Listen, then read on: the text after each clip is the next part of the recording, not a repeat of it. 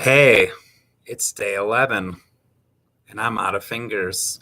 And so I've been very, very interested all of a sudden in Buddhist philosophy. And obviously, this program is very, very tied in to Buddhism. So I come from a psychology background as a counselor.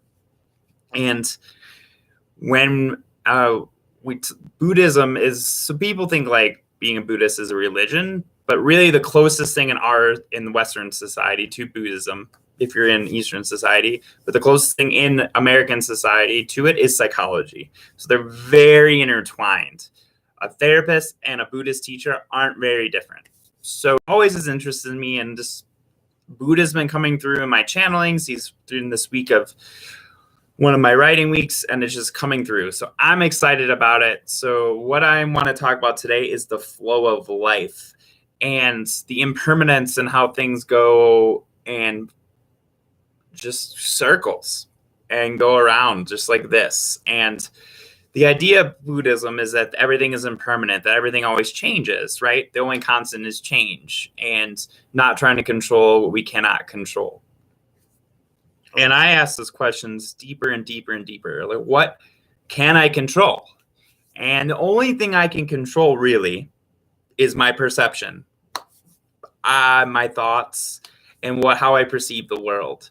I can only really control my consciousness, my perceiver of everything that's happening. If I'm having a negative thought, I can only choose how I perceive that thought.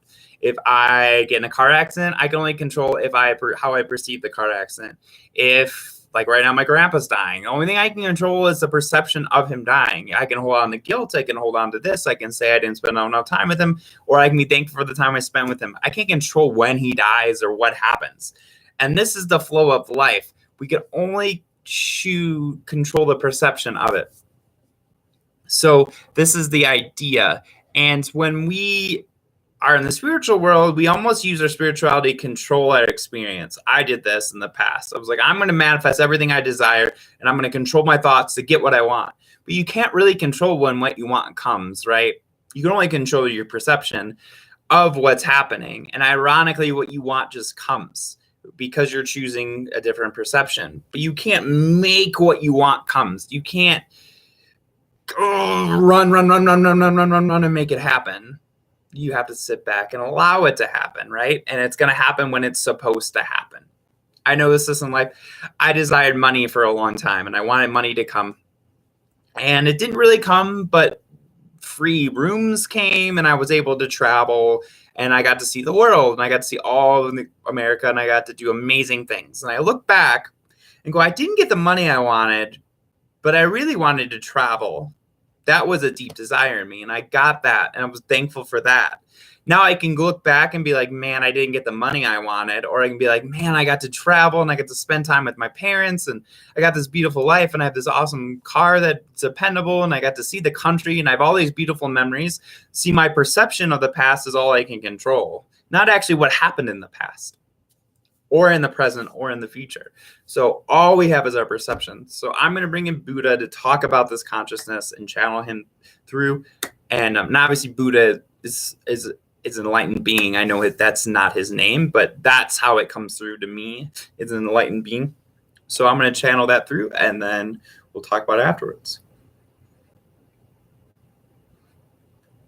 Dear one, life is a perception.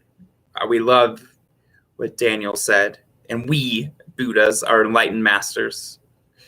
And we love what he said about all you can control is your perception of the reality that is existing, because that is your power of consciousness. You are a creator of consciousness, and you create through your perceptions, through your imagination.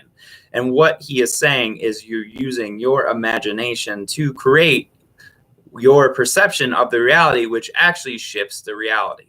You can smile if you're in a, say, looking out your car window. Daniel drives for a living, so this is a good example from his brain. You can choose to look at the traffic or look at the mountains that you see on the right, or you can choose to see the bird. You choose to perceive that picture that you are experiencing in different ways. In a way, you are a virtual reality machine in a virtual reality game, and you get to choose where you look in the reality. However, you don't choose the actual reality you are experiencing. But by changing your perception of the reality, you change the next frame you get to go into. Almost as if you are in a choose your own adventure book. The more positive you choose to perceive this reality, the more positive the next frame becomes. But however, you cannot choose or control what the next frame would be. That was not what you came here to do. You did not come here to control life. You came here to choose your perception so you can choose which direction you go in life. And even if you have a negative perception, this is serving you because you get to see something you don't want, which moves you into what you do want. And this is how reality works. However, we want you to relax and to allow. And by doing this, you can only choose your perception of the reality. You can only choose the perception of the past, the perception of your mother, the perception of your father, the perception of your life, perception of your bank account. Some child would love to have $10. Then they can buy their toy. You might look at your bank account having $300 and say it's not enough. That is your perception, dear one, because a homeless person would kill for $300 in their bank account. So you can be thankful for what your reality perceives, or you can view it as negative. You can be thankful for living at your home, or you can say it's not good enough, I want something new.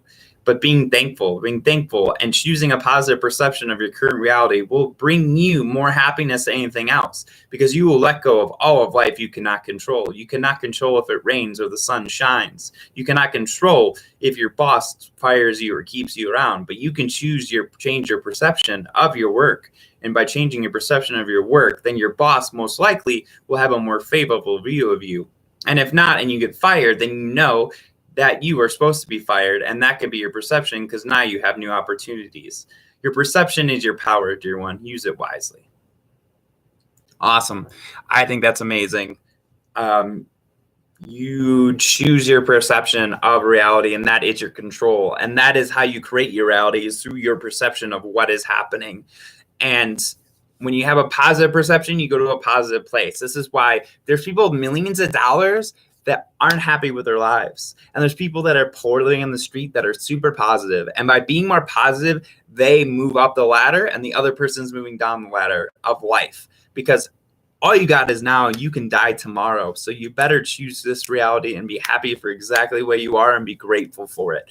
And that is your power. That is where your power lies, is in your perception, in your imagination. You can choose what to imagine. You can choose how to perceive. You can choose the meaning you create.